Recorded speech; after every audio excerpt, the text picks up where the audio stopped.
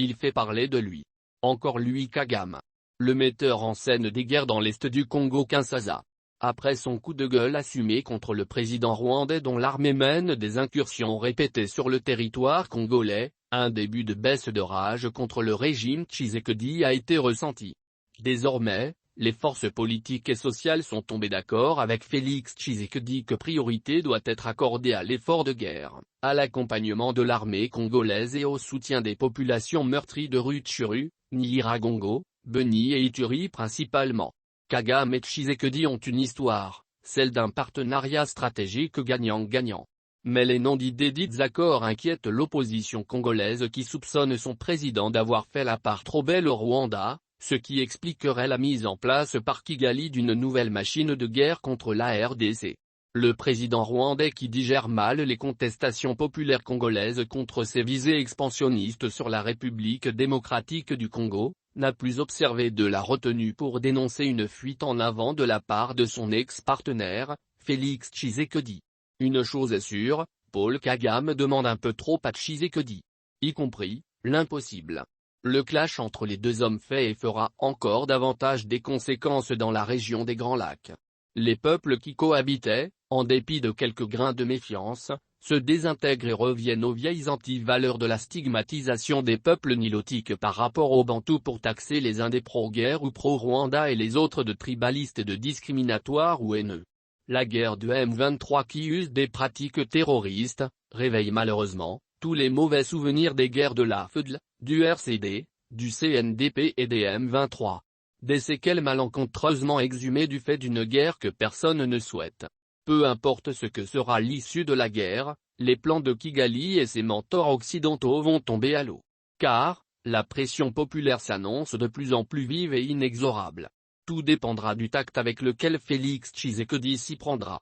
Si sa politique mobilise toute l'élite nationale, sans exclusive, le président sera écouté.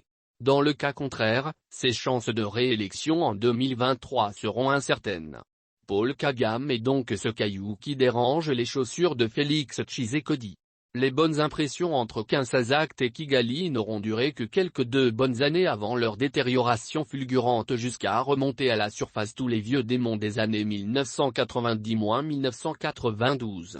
À l'époque, des peuples d'ethnies différentes s'entretuaient pour le contrôle de la terre avec en toile de fond, des fortes rivalités entre certaines communautés autochtones et les rwandophones, plus spécifiquement, les Tutsis.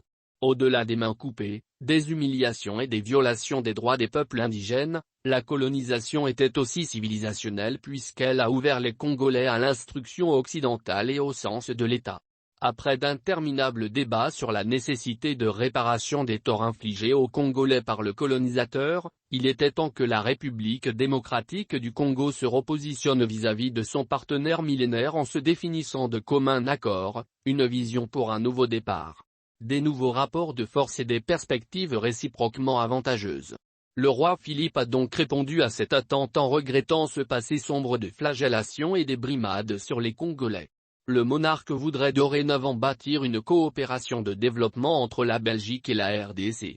Autre symbolique, c'est la position affirmée par le roi de Belgique au sujet de la très sensible notion de souveraineté territoriale de la RDC face à l'activisme transfrontalier de l'armée rwandaise.